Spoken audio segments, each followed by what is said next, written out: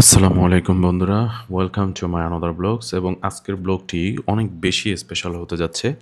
আর speciality এজন্যই বলছি, কারণ হচ্ছে আজকের ব্লগে আপনাদেরকে দেখাবো যে আজ থেকে 1451 বছর আগে হজরত মুহাম্মদ সাল্লাল্লাহু আলাইহি ওয়াসাল্লামের অত্যন্ত ঘনিষ্ঠ এবং অত্যন্ত প্রিয় একজন সাহাবী ছিলেন, যার নাম ছিলেন আবু ওয়াক্কাস রাদিয়াল্লাহু তাআলা আনহু। আজকে হচ্ছে চীনের গুয়াংজু শহরে যে এমন একজন প্রসিদ্ধ সাহাবীর সমাধি রয়েছে, এটা সত্যি অভাবনীয়। এবং আমি প্রথমে জানতাম না, তবে একজনের মুখে শুনেছি, এক ভাইয়ের মুখে, যে এখানে এরকম একজন প্রসিদ্ধ সাহাবীর সমাধি রয়েছে, কবর রয়েছে। তো আজকে, এবং সেখানে একটা মসজিদও আছে, তো শুক্রবার থাকার কারণে আমরা কয়েকজন বাঙালি ভাইরা মিলে সেই মসজিদে যাই। আপনারা দেখতে পাচ্ছেন এদিকে কিন্তু অসংখ্য মানুষজন রয়েছে আশপাশ দিয়ে, এবং অনেক মানুষ ঢুকছে। তবে একটা বিষয় না বললেই নয়, সেটা হচ্ছে এই মসজিদের প্রবেশদ্বারে প্রচণ্ড রকমের সিকিউরিটি। শুধু এই মসজিদ না, আমি শুনেছি যতদূর, যে পৃথিবী চীনের অন্যান্য যেই মসজিদগুলো রয়েছে সেখানেও কিন্তু এরকম রেস্ট্রিকশন রয়েছে। তো সেই রেস্ট্রিকশনের এখানে অনেক এটাকে ঠিক এক্স্যাক্টলি রেস্ট্রিকশন বলে না, এটাকে সিকিউরিটি চেক বলে। তো ওরা আমার ব্যাগগুলো চেক করলো, চেক করে কিন্তু ওরা আমাকে ভিতরে যেতে দিল। এবং এখানে দেখতে পাচ্ছেন যে পৃথিবীর বিভিন্ন দেশ থেকে ধর্মপ্রাণ মুসল্লিরা আগমন করেছে, এবং এখানে কিন্তু তারা নামাজ আদায়ের জন্য প্রস্তুতি নিচ্ছে। তো এদিকে আমরাও যাচ্ছি। তবে সাদ ইবনে আবু ওয়াক্কাস রাদিয়াল্লাহু তাআলা আনহু, ওনার বিষয়ে যদি একটু বলি, তাহলে এটা বলতেই হবে যে 17 বছর বয়সে তিনি মূলত ইসলাম গ্রহণ করেন, এবং তিনি 17তম ইসলাম গ্রহণকারী ব্যক্তি ছিলেন। 636 সালে সম্ভবত, হ্যাঁ 636 সালে পারস্য বিজয়ে তার নেতৃত্ব প্রদান ও তার শাসক হিসাবে তিনি অধিক পরিচিত ছিলেন। তো 646 এবং কিন্তু 651 সালে তাকে কূটনৈতিক দায়িত্ব দিয়ে চীনে পাঠানো হয়। তবে ধারণা করা হয় যে নৌরুটে চীনে যাওয়ার পথে তিনি চট্টগ্রাম বন্দরেও থেমেছেন, এবং বাংলাকে ইসলামের সাথে পরিচয় করানোও তার বিশেষ মোটামুটি অবদান রয়েছে। তো এছাড়াও যে ধারণা করা হয় যে তিনি 648 খ্রিস্টাব্দে বাংলাদেশের যে লালমনিরহাটে ওখানে একটা মসজিদ নির্মাণ করেন, এবং যা স্থায়ীভাবে আবু ওয়াক্কাস মসজিদ নামেই পরিচিত। তো চীনা মুসলিমদের মধ্যে কিন্তু মূলত চীনের যে ক্যান্টন বন্দরে তার কবর রয়েছে।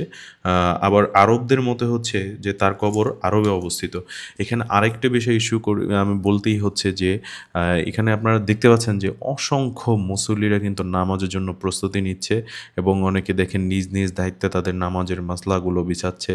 আর একটা মজার বিষয় হচ্ছে যে এই চীনের সরকার প্রায় 16 বার উদ্যত হয়ে এই মসজিদ এবং এই স্থাপনাগুলো ভাঙতে প্রস্তুতি নিচ্ছিল, এবং সেখানে কিন্তু 16 বারের মধ্যেই 16 বারই বুলডোজার্স, অর্থাৎ যে বুলডোজার্স দিয়ে আপনার মসজিদ ভাঙে বা ভাঙাচোরার কাজ করে, সেই বুলডোজার্স কিন্তু নষ্ট হয়ে গিয়েছিল। এবং পরিশেষে আপনার চীনের সরকার এই মর্মে উপলব্ধ হয় যে আসলে এই মসজিদটি ভাঙা সম্ভব হবে না, এবং পরক্ষণে তিনি এটাকে এভাবেই রেখে দিয়েছেন।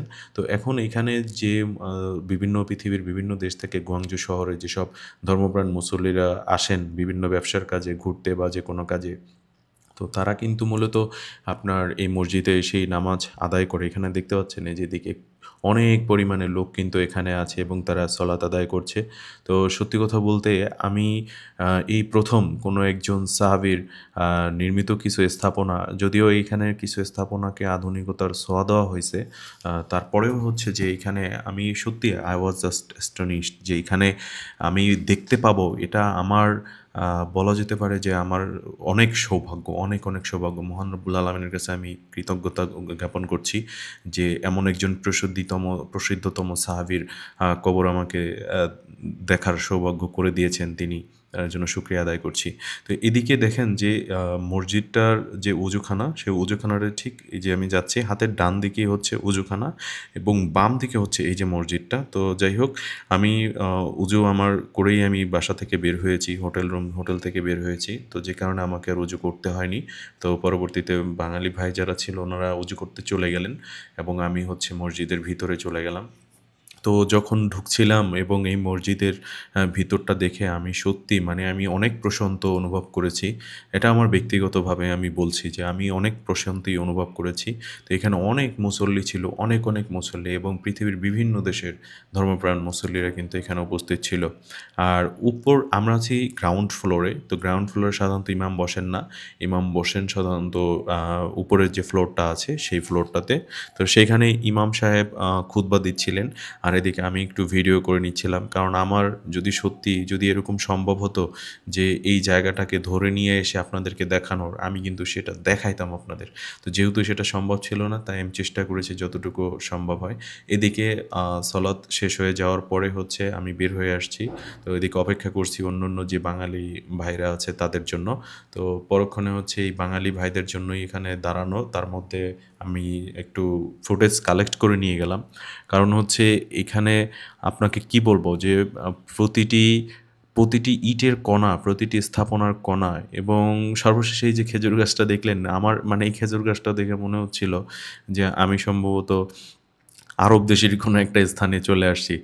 কিন্তু আসলে সেরকম কিছুই না। তো এদিকে আমি চলে আসলাম হচ্ছে যেই মসজিদটা অর্থাৎ যেই ফ্লোরটাতে ইমাম সাহেব খুতবা দিচ্ছিলেন এবং নামাজ পড়াচ্ছিলেন।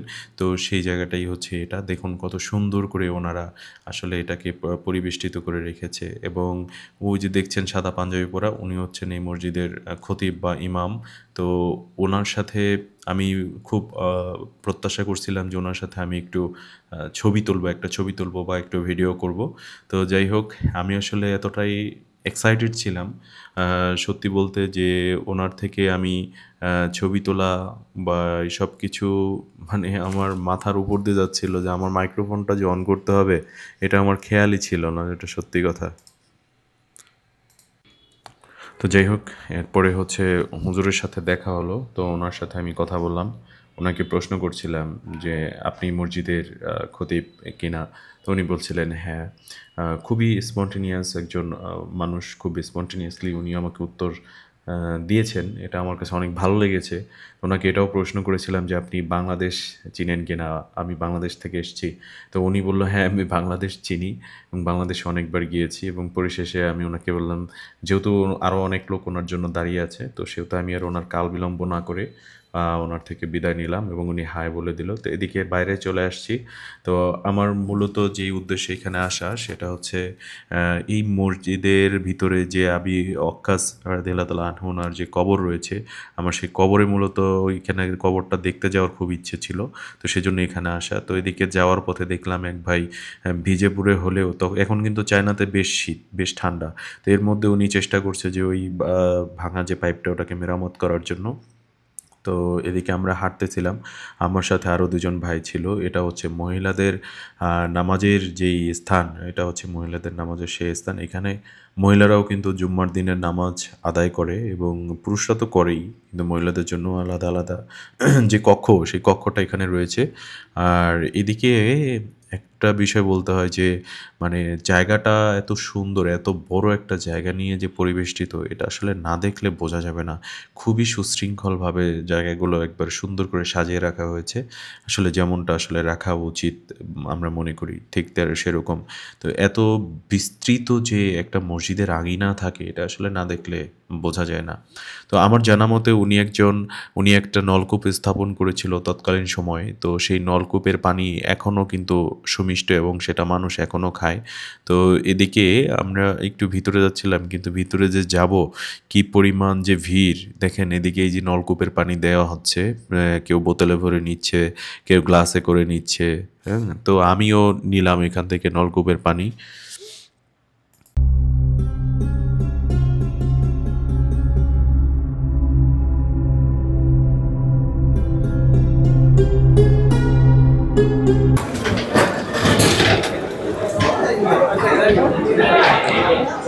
এখান থেকে পানি নিয়ে নিলাম। এখন হচ্ছে আমি এখান থেকে এই পানিটাই বসে খাবো। আর এই পানিটার এই যে নলকূপের পানিটা, সেই নলকূপটা কিন্তু ওই মহান সাহাবী উনি কিন্তু এই নলকূপটা বেসিক্যালি করেছে, প্ল্যান্ট করেছে। বিসমিল্লাহ।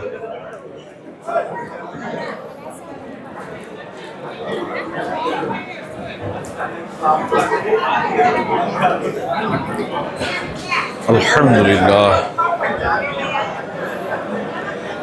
চলুন এবার আমরা যাব হচ্ছে মহান সাহাবী সাদ বিন আবু ওয়াক্কাস ওনার মাজারটা দেখতে, এবং সেই মাজারে যাব, সেই মাজারটা আপনাদেরকে দেখানোর চেষ্টা করবো ইনশাআল্লাহ।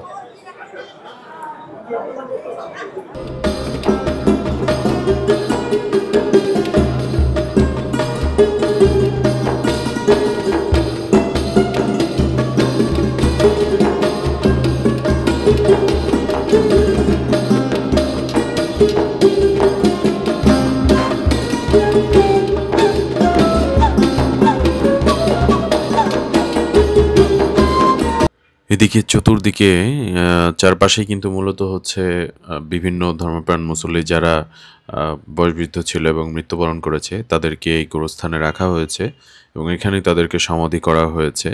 তো এদিকে প্রচুর পরিমাণে কবর রয়েছে, তবে এই কবরগুলোর একটা বিশেষত দিক আমি লক্ষ্য করেছি এবং আপনারাও করেছেন যে প্রতিটি কবরই অনেকটা লাল রঙের কিন্তু একটা আবরণ বা একটা কাপড় দিয়ে কিন্তু ঢাকা রয়েছে। আমি আসলে এটার কারণ জানতে পারিনি যে কেন আসলে এটা করা হয়েছে। তো যাই হোক, ওদিকটা দেখে এদিকে দেখলাম যে মাজারের ভিতরে ঢুকতে অনেক ঝামেলা। এত ছোট একটা দরজা, এই যে দেখুন, একজন মানুষ বের হতে পারলে বের হওয়ার সময় আরেকজন মানুষ ঢোকা আসলেই মুশকিল হয়ে যায়।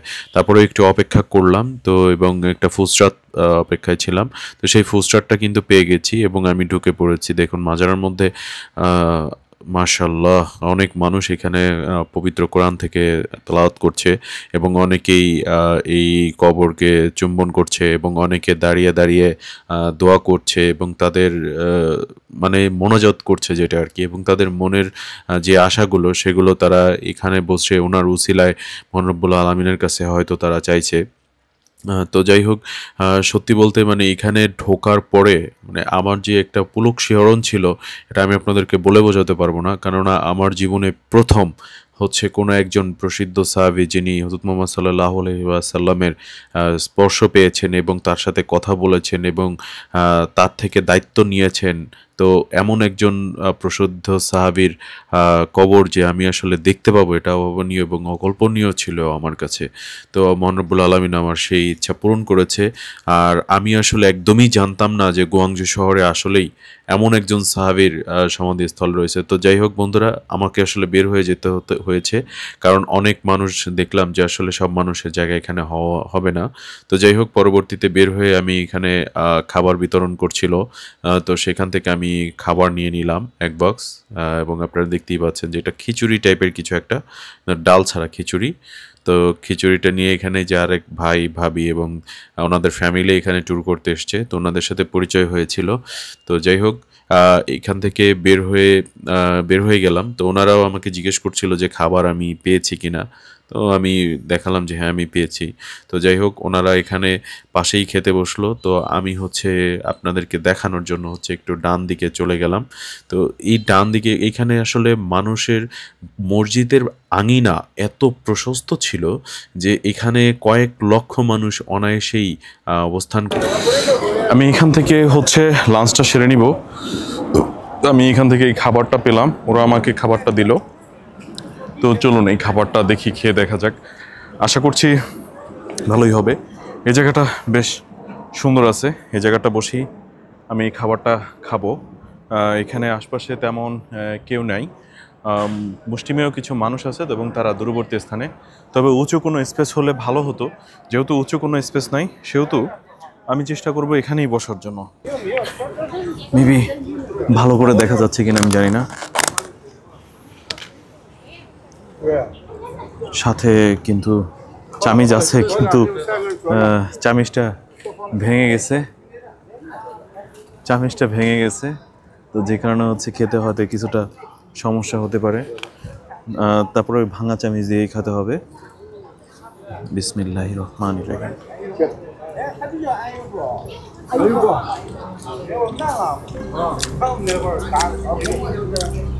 একটু সল্টি, একটু স্পাইসি, যদিও এর মধ্যে ইগস বা চিকেন কোনোটাই কিন্তু নেই। এখানে যে ডাবরির যে দানাটা আছে আমি দেখাই দিই কাছ থেকে, দেখুন এই যে এটা কিন্তু এটার মধ্যে শুধু আছে,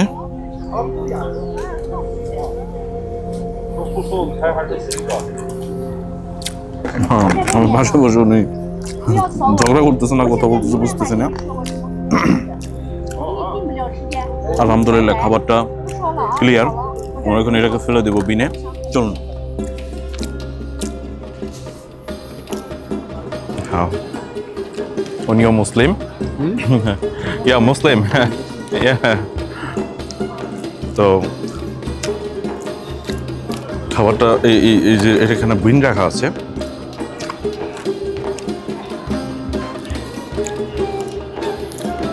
ও বিন রাখা নাই, এটা বিন নাই, বিনটা ওইখানে। চলুন।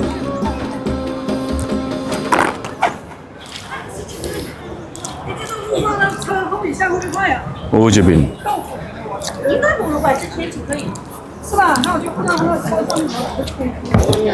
এই যে একটা বিন আছে, আমরা এটা তো রেখে দিতে পারি। অর্থাৎ এখানে নোংরা করার কিছু নেই। তো এই হলো এখানের অবস্থা। এখানে খুব বেশি অনেক অনেক বড় একটা স্পেস, এটা অনেক বড় একটা স্পেস, অনেক বড়। এই স্পেসটাতে মানে এখানে অনেকগুলো স্পেস আছে। এরকম স্পেস আমি ঘুরে দেখাচ্ছি, এরকম প্রায় 4-5টা স্পেস আছে এখানে। আমাদের বাঙালি ভাইয়েরা আছে কয়েকজন, ওনাদের সাথে ইন্ট্রোডিউস হলো। ওকে, তো আজকের মতো ব্লগ এখানেই, আবার নেক্সট ব্লগে দেখা হচ্ছে। আল্লাহ হাফেজ, আসসালামু আলাইকুম।